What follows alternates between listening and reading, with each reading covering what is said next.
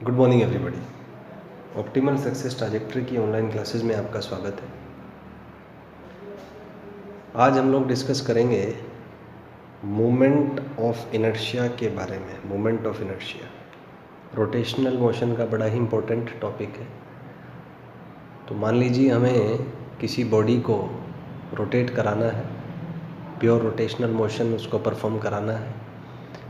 जैसे एग्जांपल ले लीजिए कि एक पत्थर आपने रस्सी से बांधा और उसको आप हॉरिजॉन्टल सर्कुलर मोशन में घुमा रहे हैं, या मान लीजिए फ़ैन को आप एग्जांपल के तौर पे ले सकते हैं। जैसे फ़ैन रोटेट करता है तो it performs a pure rotational motion.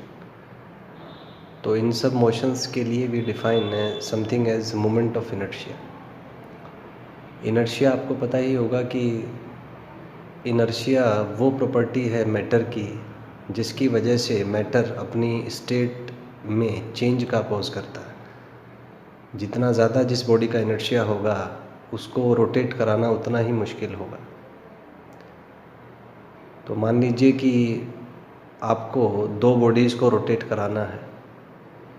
एक मान लीजिए कि दरवाज़ा है जो लकड़ी का बना हुआ है, दूसरा दरवाज़ा लोहे का बना हुआ है। आपको दोनों को रोटेट कराना है, तो किसे रोटेट कराना आसान होगा? ऑब्वियसली लकड़ी के दरवाजे को, क्योंकि उसका मोमेंट ऑफ इनर्शिया कम है। तो as a physical significance of moment of inertia हम कह सकते हैं कि जिस बॉडी का मोमेंट ऑफ इनर्शिया कम है उसे रोटेट कराना आसान होगा as compare to a body which has higher moment of inertia. तो इसी का हमारा टॉपिक है। इसके बारे में कुछ स्टैंडर्ड इन्फॉर्मेशन आपको देंगे। The first thing is it is a scalar और टेंसर क्वांटिटी। टेंसर एक्चुअली आपके सिलेबस से बाहर है, क्योंकि आपका जो एग्ज़ाम है उसमें टेंसर क्वांटिटीज़ के बारे में नहीं पूछा जाता।